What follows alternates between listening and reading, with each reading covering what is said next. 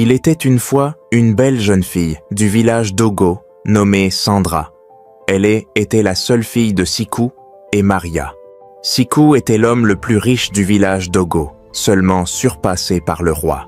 Il possédait de grandes terres agricoles et employait de nombreuses personnes dans son entreprise agricole. Malgré sa richesse, Siku était un homme bon et aimé de tous pour sa nature gentille. Après la naissance de Sandra, Maria n'a pas pu concevoir d'autres enfants. Ils ont tous deux essayé tout ce qu'ils pouvaient, visitant différents herboristes dans et hors du village, mais sans succès. Finalement, ils se sont concentrés sur l'éducation de Sandra du mieux qu'ils pouvaient. Amis et famille ont conseillé à Siku de prendre une nouvelle épouse pour avoir plus d'enfants, mais il a refusé car il aimait trop Maria. Sandra a grandi dans une maison luxueuse, remplie de servantes qui la servaient en tout temps. Ses parents lui donnaient tout ce qu'elle demandait, pensant qu'ils lui offrirent le meilleur. Cependant, il la gâtait. Sandra s'y est devenue une jeune fille magnifique, avec de beaux yeux, un nez pointu et un sourire captivant. À l'âge de 5 ans, elle ne respectait déjà personne, criait sur les servantes et exigeait que les choses soient faites à sa manière. Bien que ses parents n'approuvaient pas son arrogance, ils étaient pris entre l'amour pour leur fille et la frustration face à son comportement rebelle. Un jour, Sandra se réveilla et appela Mulena, l'une des servantes, demandant le petit déjeuner en 15 minutes. Mulena essaya de lui expliquer que cela prendrait plus de temps, mais Sandra insista. Quand Mulena n'a pas respecté le délai, Sandra est allée à la cuisine, s'est fâchée et lui a jeté du poisson. Maria, en l'apprenant, s'est excusée auprès de Mulena et a donné de l'argent à Sandra pour la calmer, pensant que son comportement changerait avec le temps. Le plus grand marché d'Ogo était Siavonga, où tous les agriculteurs et chasseurs vendaient leurs produits. Siku avait la plus grande boutique du marché. Un jour, Sandra convainquit son père de la laisser aller au marché avec ses ouvriers. Au marché, elle traita avec mépris une vieille femme qui était venue acheter de la viande. Personne ne voulait être son ami à cause de son arrogance, bien que tous l'admiraient de loin. Sandra avait une amie proche nommée Chipo, la fille remplie de Chisanga, amie de Maria. Bien que Sandra et Chipo soient des amies de proches, les deux étaient très différentes. Chipo était des gentilles et respectueuses, tandis que Sandra était arrogante.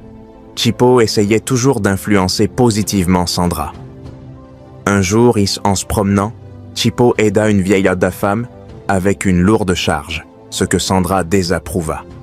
Chipo lui conseilla sur l'importance d'aider les nécessiteux, mais Sandra ne changea pas son attitude. Patson, un jeune menuisier qui admirait Sandra, lui demanda d'être son ami, mais Sandra le rejeta avec mépris à cause de sa tenue simple. Cependant, Chipo accepta d'être ami avec Patson et leur amitié se transforma en amour. Ce soir-là, Chipo et Sandra se rencontrèrent et Chipo raconta ce qui s'était passé entre elle et Patson. « Veux-tu vraiment te poser avec un menuisier ?»« Que peut-il t'offrir » demanda Sandra, irritée. « J'ai choisi le bonheur plutôt que la richesse. De plus, mon père a promis de créer une entreprise pour moi quand je me marierai. Avec cela, je pourrai le soutenir, expliqua Chipo. Profite bien de ton menuisier alors, pendant que je deviendrai la reine de ce grand royaume, répondit Sandra avec sarcasme. Patson partit un matin fatidique pour voir les parents de Chipo et faire connaître ses intentions. Après que Chipo eut informé ses parents de lui, elle choisit le meilleur panier et y mit des haricots et du maïs comme cadeau pour eux. Le cœur battant, il se rendit chez les parents de Chipo, répétant dans sa tête ce qu'il allait dire encore et encore. Les parents de Chipo le reçurent chaleureusement et lui offrirent un siège. « À quoi devons-nous cette visite ?» demanda son père, le regardant droit dans les yeux. Cela le rendit nerveux. « Merci beaucoup. Je m'appelle Patson. J'ai trouvé une très belle fleur dans votre jardin et je souhaite la cueillir. Je suis venu demander votre permission pour prendre Chipo comme épouse, récita-t-il rapidement. Le père de Chipo sourit. Parle-nous de tes parents et de ta lignée, demanda-t-il avec un ton aimable. Mon père est un chasseur de Kapoussa et ma mère, bien qu'elle soit décédée, était d'un village appelé Kapiri. Je suis venu ici en quête de meilleures opportunités, mais mon père est toujours vivant et serait ravi de venir ici pour nos droits matrimoniaux, répondit Patson. Le père de Chipo le regarda avec intérêt pendant qu'il parlait. Il est de beau et il semble être un jeune homme responsable et respectueux, issu d'une bonne famille. Après plusieurs minutes de discussion, le père de Chipo accepta. « Ma fille t'aime. Je n'ai aucune objection. Je te donne ma bénédiction, mais tu devras revenir avec ton parent à une date qui te conviendra. Merci beaucoup de m'accepter. Je promets de bien prendre soin de ta précieuse fille, » dit Patson. Le père de Chipo demanda à celle-ci de préparer le repas, et elle prépara une soupe de poulet et de légumes que Patson mangea avec plaisir, reconnaissant et soulagé. Il repartit le cœur rempli d'espoir pour l'avenir. Le lendemain, qui était jour de marché, Patson apporta son panier au marché pour le vendre. Il arriva tôt et arrangea ses paniers très bien, se préparant pour la journée de commerce. Mizi, suivi de ses gardes, se rendit également au marché pour faire du tourisme. Se déplaçant de boutique en boutique avec un sourire, il salua les commerçants et leur souhaita de bonnes ventes. Pendant ce temps, deux jeunes de paysans nommés Emily et Vincent, envoyés depuis le marché de Kapoussa, arrivèrent également. Un riche commerçant de Kapoussa avait besoin de viande en grande quantité pour des fins commerciales, et il décida d'acheter à Sikou, le père de Sandra, le grand fournisseur de viande. Il envoya donc ses paysans, Mli et Vincent, qui venaient de terminer leur transaction avec les ouvriers de Sikou et chargeaient puis les sacs de viande dans la charrette, lorsqu'à un moment donné, Mli regarda Vincent. « Regarde Vincent », dit-il en pointant une direction. « N'est-ce pas Isaac déguisé en prince ?» En regardant dans la direction indiquée, Vincent dit « Non, c'est Isaac ». Il allait continuer les préparatifs, mais il a décidé de jeter un deuxième coup d'œil. « C'est lui », dit-il, semblant très convaincu et sous le choc, évident dans ses yeux. « C'est Isaac. Que fait-il ici ? Comment est-il arrivé ici ?» Vincent posa tant de questions. « Sa Majesté le roi doit entendre parler de cela. Cela réjouira son cœur, » dit Mli. Ils arrangèrent rapidement la viande achetée et partirent pour Kapoussa. 2 jours plus tard, le prince Mizi rencontra Sandra sous l'avocatier comme d'habitude. Ils échangèrent pour des plaisanteries, mais le prince Mizi remarqua que Sandra n'avait pas l'air bien. Son visage était pâle et émacié. « Sandra, te sens-tu mal ?» demanda-t-il doucement. Sandra força un faible sourire. « Ce n'était rien, mon prince. »« Je suis un peu faible aujourd'hui, » répondit-elle en essayant d'ignorer son malaise. Pas convaincu par sa réponse, le prince Mizi insista. « Tu ne sembles pas toi-même. S'il te plaît, dis-moi exactement ce qui ne va pas, » pressa-t-il. « Je me sens très fatigué ces jours-ci et je dors beaucoup, » répondit Sandra. « Tu devrais consulter un guérisseur. Il est possible que tu aies le besoin de prendre quelques herbes, » dit le prince Mizi. « Prenons une pause, cela pourrait t'aider à te sentir mieux, » ajouta-t-il. À peine le prince Mizi et Sandra avaient-ils quitté les lieux que 2 chefs et 3 gardes du village de Kapoussa arrivèrent au palais et exigèrent de voir le roi. Ils furent donc conduits à l'intérieur du palais. « Nous vous apportons les salutations de notre roi, sa majesté Mopu de Kapoussa, » dit l'un des chefs qui semblait être le plus âgé. « Tout d'abord, nous aimerions vous remercier pour votre bienveillance et l'atmosphère que vous avez créée entre Kapoussa et Ogo. Que votre règne soit long, » pria le chef, puis commença à raconter l'objet de leur visite. Ce fut un long récit. Des heures que passèrent et la tension monta à l'intérieur des murs du palais.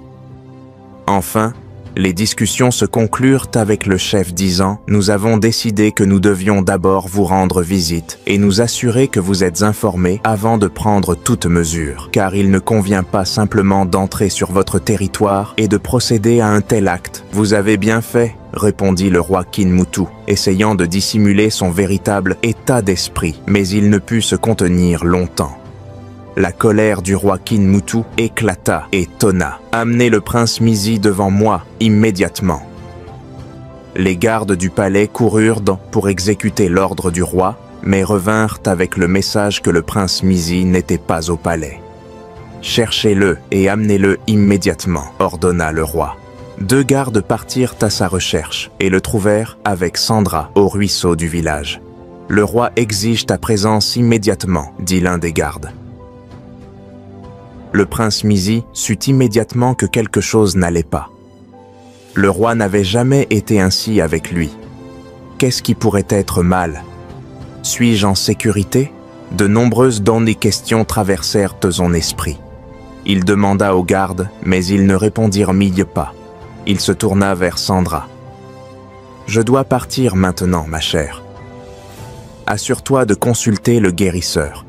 Je te verrai de nouveau demain, lui dit-il, et ordonna aux gardes qui l'avaient accompagné de ramener Sandra chez elle et de s'assurer qu'elle arrivait en toute sécurité avant de retourner au palais. Ensuite, il suivit les gardes qui étaient venus le chercher. En chemin vers le palais, le prince Mizi se demandait pourquoi le roi exigeait sa présence avec tant d'urgence. Il était vraiment satisfait de sa vie à ce moment-là et ne voulait dire rien qui le distrait. Cependant, il suivit les gardes en silence en espérant que tout allait bien. Ils arrivèrent au palais et il fut conduit directement dans les chambres où le roi, les chefs et les gardes de Kapusa attendaient. « Votre Majesté, vous m'avez fait appeler », dit-il sans remarquer la présence des visiteurs. Kinmutu le regarda droit dans les yeux avec tant de colère et de mépris. « Ces personnes ici, les connais-tu » demanda le roi au prince Mizi.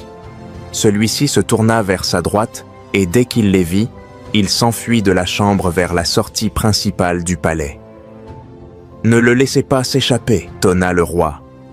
Les gardes du palais le poursuivirent et l'attrapèrent juste avant qu'il ne sorte de l'enceinte. Ils le ramenèrent un peu de force devant le roi.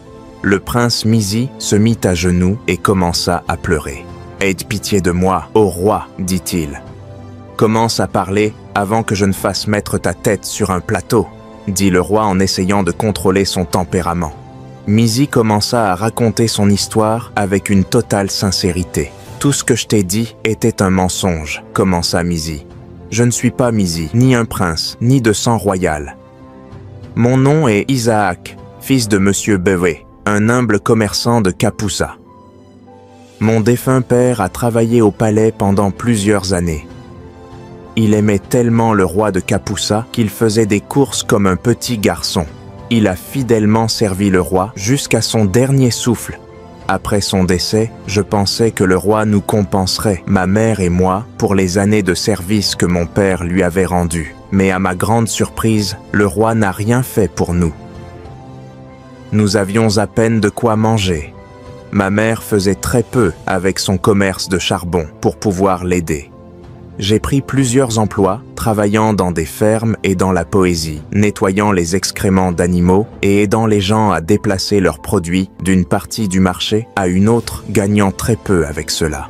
Ma mère et moi vivions au jour le jour pendant quelques années, jusqu'à ce que ma mère tombe malade. La maladie était si grave que ma mère était alitée pendant des mois et les guérisseurs du village n'ont pas pu détecter la nature de sa maladie. Ensuite, une amie m'a parlé d'un grand médecin dans un autre village qui pouvait guérir la maladie de ma mère. Mais il fallait une grande somme d'argent pour cela et je ne pouvais pas me le permettre.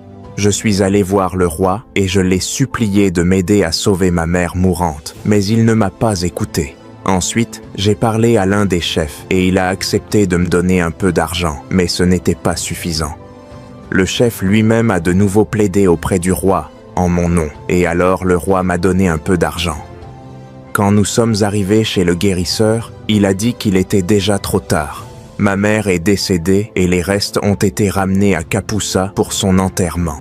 À peine 2 semaines après l'enterrement, le roi m'a invité au palais et m'a demandé comment et quand j'allais commencer à rembourser l'argent qu'il m'avait prêté pour le traitement de ma mère. J'étais sous le choc. Je pensais que c'était un cadeau. Je l'ai supplié de me donner du temps pour rassembler l'argent, mais après 1 mois, je ne pouvais toujours pas le rassembler car je n'avais pas de source de revenus stable. Il m'a de nouveau appelé au palais et m'a fait une offre que je ne pouvais pas refuser car je n'avais pas le choix. Travailler au palais comme l'un des ouvriers et rembourser l'argent que j'avais emprunté. J'ai accepté. Au moins, je pouvais obtenir de la nourriture à manger au palais. C'est ainsi que j'ai commencé à travailler au palais comme l'un des nettoyeurs, mais je détestais la famille royale. Je ne pouvais pas supporter l'idée que mon père, qui avait consacré sa vie au royaume, soit mort dans la pauvreté et que ma mère soit décédée parce que le roi n'était pas assez humain pour me donner de l'argent pour la sauver. Tous les jours, je voyais le roi et je le détestais encore plus. Poussé par la colère et la soif de vengeance, j'attendais le jour et l'opportunité de venger la mort de mes parents. Je n'ai jamais eu l'occasion. Le palais était rempli de gardes. J'étais sur le point d'abandonner ma quête de vengeance quand quelque chose s'est passé. Chingola, notre village voisin, a été attaqué, plongeant le village dans le chaos. Ses habitants ont été massacrés ou pris en captivité. Le village a été complètement vidé. Alors, un plan m'était venu à l'esprit. J'avais surveillé le roi et sa maison. Je savais où il gardait des objets de valeur et de l'argent. J'ai décidé de voler ce que je pensais être légitimement mien. Un jour, lorsque le roi était absent, je me suis faufilé dans sa salle de stockage et j'ai pris d'énormes sommes d'argent, de l'or et quelques vêtements soigneusement emballés. Je suis sorti du palais comme si je partais en voyage. C'est ainsi que j'ai quitté Kapusa et traversé plusieurs villages jusqu'à ce que j'arrive ici. Ensuite, j'ai trouvé mon chemin jusqu'au palais et j'ai menti à mon seigneur en disant que j'étais le prince de la terre de Chingola et le seul survivant de l'attaque. Après avoir raconté mon histoire fausse, étant donné que mon roi était un homme compatissant, il m'a accueilli, m'a donné un endroit où rester. Mais je ne savais pas qu'il ferait autant pour moi. À peine 1 semaine plus tard, tu m'as appelé dans ta chambre. Je me souviens de tes paroles exactes. La royauté reste la royauté. Je vais te donner la vie, correspondant au statut d'un prince et t'assigner des gardes personnels. Je te prends comme mon fils à partir de maintenant. Bien que je n'ai pas demandé autant ni ne l'attendais, c'était trop beau pour être refusé. Alors j'ai accepté. Pardonne-moi, mon roi. Je suis profondément repentant, conclut Mizi, se sentant très coupable. Tout le monde se tut après la confession de Mizi. Ce fut aussi silencieux qu'un cimetière. L'histoire d'Isaac toucha vraiment tous les présents. Il a raison à propos de notre roi. Kinmupu n'a jamais été un homme du peuple, dit le vieil homme qui dirigeait les délégués.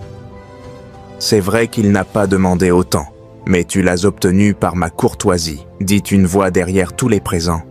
Tous se retournèrent pour voir qui se tenait là.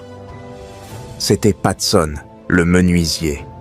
Isaac, dont le vrai nom était maintenant Mizi, savait que mon intention n'était pas que cela se termine de cette manière, dit Patson en s'approchant d'Isaac. « Regarde-moi bien, te souviens-tu de moi ?» demanda-t-il, semblant très confus. Isaac regarda Patson pendant quelques secondes. « Je ne suis pas sûr de t'avoir déjà vu, » répondit Isaac avec des larmes dans les yeux. « Père, je suis déjà de retour pour prendre ma place légitime, mais avant cela, je dois clarifier les choses, » dit-il. « Les gens savent que je suis Patson, le menuisier qui fabrique des paniers. J'ai choisi ce statut pour une raison. Je ne suis pas celui que je suis vraiment. Mon nom est Mizi, le véritable prince Mizi, le fils unique du roi Takazimu du village d'Ugo et son héritier présomptif. Voici mon histoire. Mon père m'a envoyé un message à Londres me disant qu'il était temps de rentrer chez moi pour comprendre la culture et la tradition de notre terre et aussi prendre une épouse pour le trône. J'ai parlé de mes plans à mon ami blanc Richard et il m'a conseillé de me déguiser en homme pauvre pour pouvoir trouver une épouse qui m'aimerait sincèrement. j'ai accepté de le faire, mais je me suis rappelé que j'avais besoin d'une occupation pour me déguiser et j'ai décidé de ne pas venir directement à Ogo, mais de passer par un autre village. Cela m'a conduit à Kapuza. À mon retour d'Angleterre, j'ai prétendu être perdu et j'ai été trouvé par un homme, le grand chasseur de Kapuza, qui m'a accueilli. Ensuite, j'ai parlé de mon intention d'apprendre un métier avec lui. Il fut impressionné et m'a confié à son ami, qui était menuisier.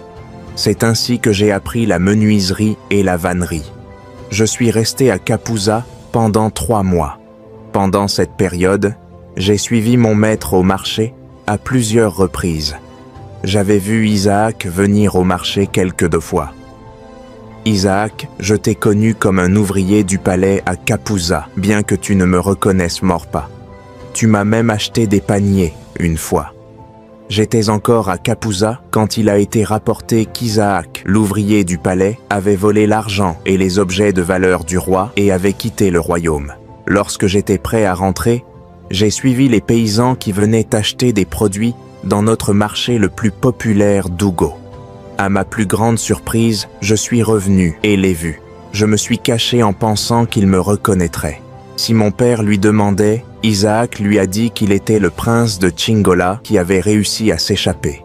Je savais que c'était un mensonge, mais j'ai fait semblant de croire l'histoire parce que j'avais besoin de quelqu'un pour détourner l'attention des gens. Heureusement pour moi, il a dit être Mizi, ce qui se trouve être mon nom aussi. C'était facile pour moi aussi, car j'avais été absent pendant longtemps. Donc les villageois ne pouvaient pas me reconnaître facilement, pas même mon père. Isaac a été pardonné. Plus tard, Patson, qui avait été révélé comme le véritable prince Mizi, parla à son père, le roi Kinmutu. « Père, je suis désolé de t'avoir fait traverser tout cela. J'ai choisi de me déguiser pour trouver un amour authentique. Maintenant, j'ai trouvé quelqu'un qui m'aime pour ce que je suis, et non pour mon titre, expliqua Patson. Le roi, bien qu'initialement en colère, comprit les raisons de son fils. J'ai toujours voulu le meilleur pour toi, mon fils. Si c'est ce que tu devais faire pour trouver le véritable amour, je te soutiens, dit le roi, acceptant finalement la décision de son fils. Patson retrouva Chipo et lui confessa sa véritable identité. Je suis le véritable prince Mizi. Excuse-moi de ne pas te l'avoir dit plus tôt, mais je voulais trouver quelqu'un qui m'aime pour ce que je suis. Expliqua-t-il. Chipo, bien que surprise, lui répondit « Je t'aime pour ta gentillesse et ton cœur. Je me fiche de ton titre. » Le prince Mizi et Chipo promirent de rester ensemble et de travailler pour le bien-être du royaume. Leur amour fleurit et se renforça avec le temps, prouvant que le véritable amour ne connaît pas de frontières de statut. Sandra, avec le soutien de Chipo et de sa famille, commença à accepter ses erreurs et à travailler pour améliorer son caractère. Elle apprit l'importance de l'humilité et du respect envers les autres. Avec le temps, le village commença également à lui pardonner et elle put trouver un nouveau chemin vers la rédemption et le bonheur. L'histoire laisse plusieurs leçons importantes. La bonté et l'humilité sont plus précieuses que la richesse et le statut, tandis que l'arrogance et le mépris envers les autres peuvent mener à la destruction personnelle. La véritable amitié et l'amour se basent sur le respect mutuel et l'empathie. De plus, il est essentiel d'écouter et d'apprendre des conseils des amis et des êtres. J'espère que vous avez apprécié cette heure d'histoire et appris de précieuses leçons.